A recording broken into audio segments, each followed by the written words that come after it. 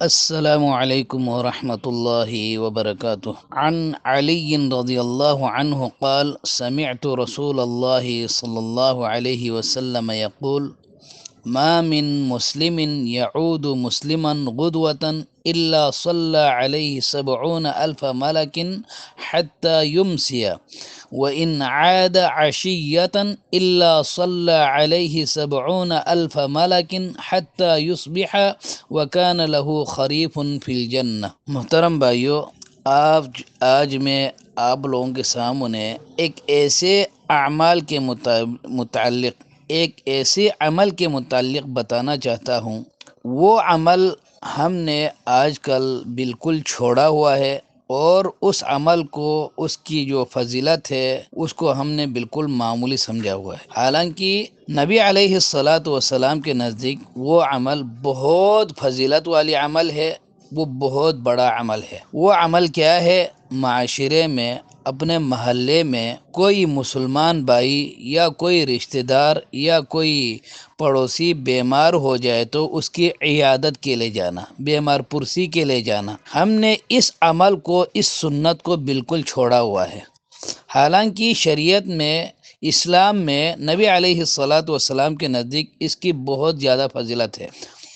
نبی کریم صلی اللہ علیہ وسلم نے ارشاد فرمایا، جو کوئی مسلمان دوسرے مسلمان کی صبح کے وقت عیادت کرتا ہے، یعنی کہ کوئی بھی مسلمان، کوئی بھی رشتہ دار، کوئی بھی پڑوسی بیمار ہے، تو وہ دوسرا مسلمان صبح کے وقت اس کی بیمار پرسی کرتا ہے، عیادت کے لیے جاتا ہے، تو شام تک 70,000 فرشتے اس کے لیے دعا کرتے رہتے ہیں۔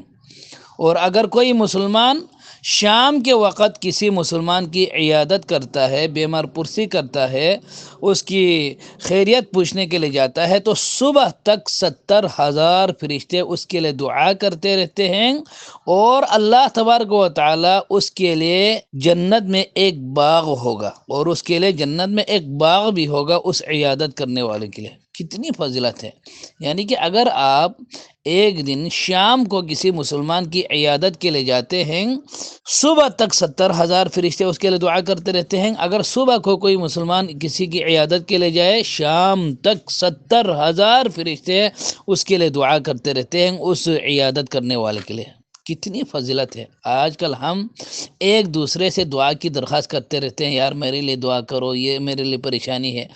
اگر آپ ان اعمال کو انتخاب کریں، اس پر عمل کریں، آٹومیٹک فرشتوں کی دعا آپ کے لیے نصیب ہوتا رہے گا۔ اور نبی علیہ السلام کی یہاں تک حدیث ہے، من عاد مریضا او زار اخا له فی اللہ ناداہ مناد ان طبت وطاب ممشاک وتبوأت من الجنت منزلہ۔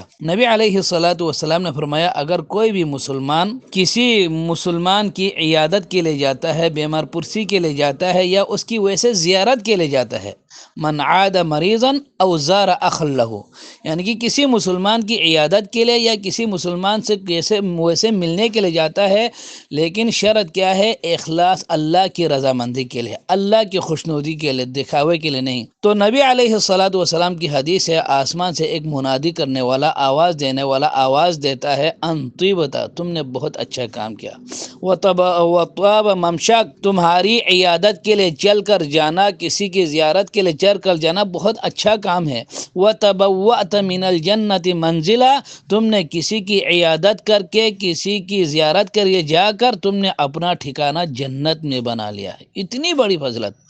نبی علیہ السلام نے کیا فرمایا؟ کوئی بھی بندہ اخلاص کے ساتھ اللہ کی خوشنودی کے لیے کسی مسلمان کی عیادت کے لیے، بیمار پرسی کے لیے جاتا ہے، یا ویسے اس کی زیارت کے لیے، اس سے ملنے کے لیے جاتا ہے، آسمان سے ایک منادی کرنے والا فرشتہ آواز دیتا ہے، تمہارا اس کے لیے چلنا بہت اچھا کام ہے، اور تم نے اس کی عیادت کر کے، اس کی زیارت کر کے اپنا ٹھکانہ جنت میں بنا لیا ہے۔ سامعین محترم، اتنی فضیلت والی عمل ہے، ہم نے اس کو چھوڑا ہوا ہے۔ اس نیکی کو معمولی مت سمجھو، روزانہ 70,000 فرشتوں کی دعا حاصل کرنے کی کوشش کرو۔